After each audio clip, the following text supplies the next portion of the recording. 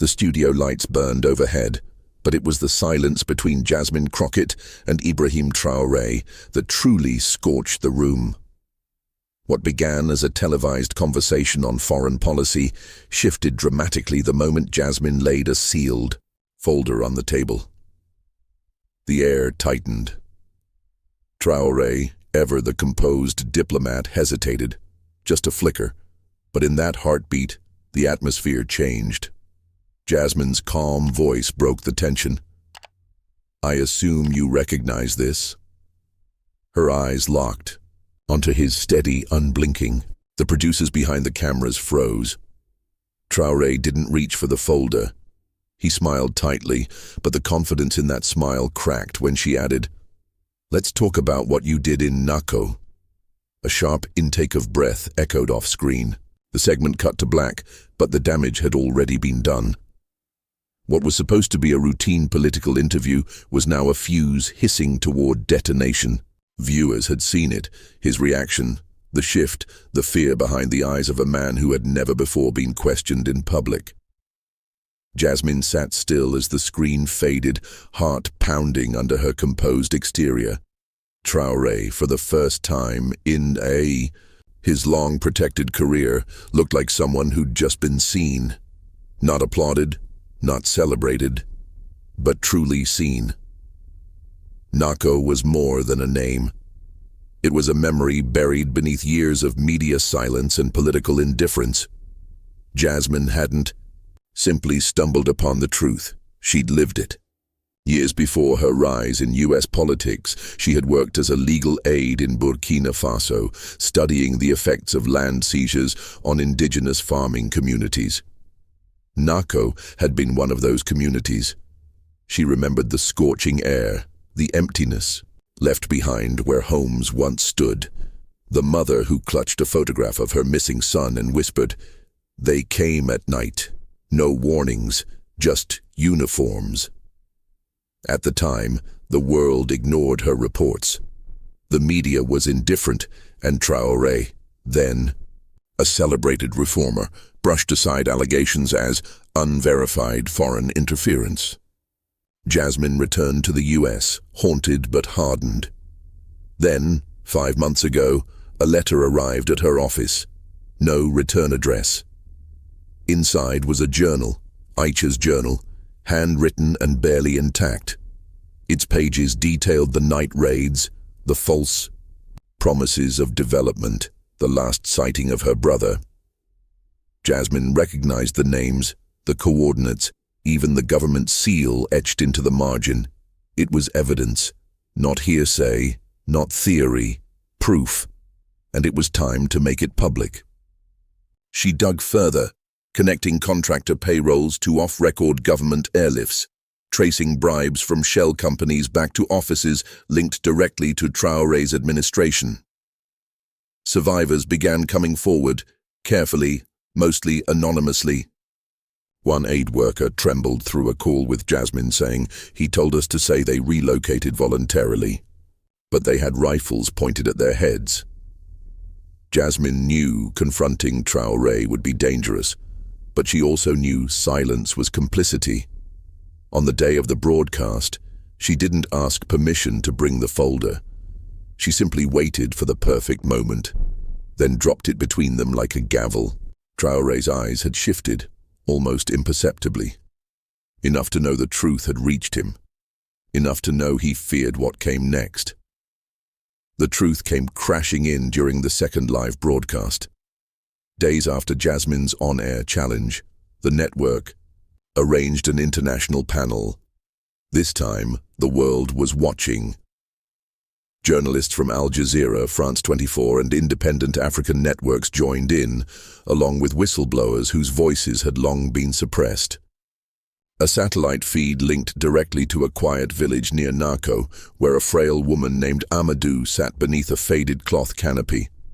Her voice, though weak, carried undeniable weight. "We were told our land was needed for progress," she said.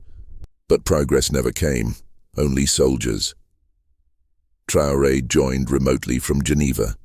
He wore his usual dark suit, but the confidence was gone.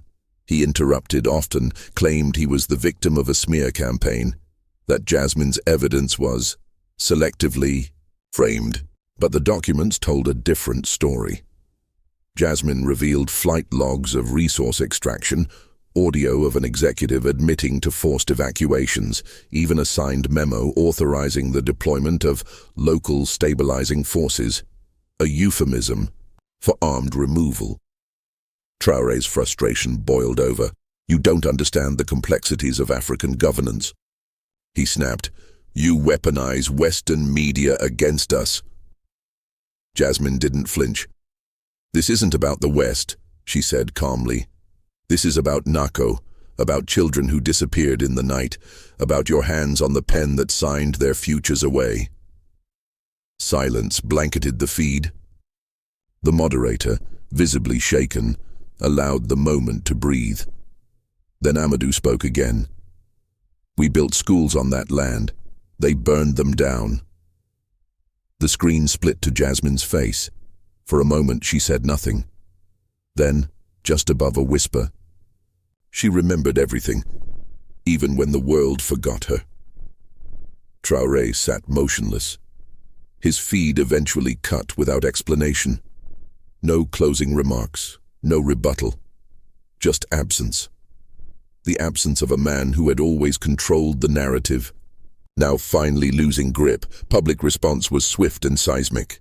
Within 72 hours, a coalition of African legal advocacy groups submitted formal petitions for an international tribunal investigation.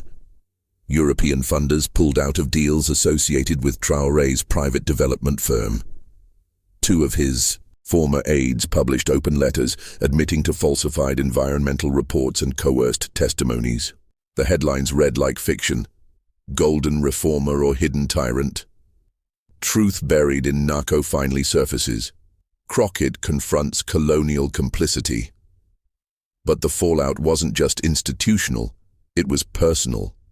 In Paris, Traoré's once vibrant neighborhood grew cold. Neighbors closed blinds when he walked by. An old friend refused to return his calls. His daughter, studying abroad, quietly changed her last name on social media. He remained out of sight, issuing one vague statement denying all politically motivated allegations, but never directly addressing the specifics. Jasmine, meanwhile, returned to work without fanfare. She declined major interviews, instead focusing on building an archive of testimonies from displaced Nako families. A fund in Aicha's name was launched, supporting the education of girls affected by forced displacements. In the stillness of her office, Jasmine watched the original clip again, the moment the folder landed on the table. She paused it there, frozen on the image of Traoré's stunned face. It wasn't victory she felt. It was grief. For Aicha, for the mothers who never found closure.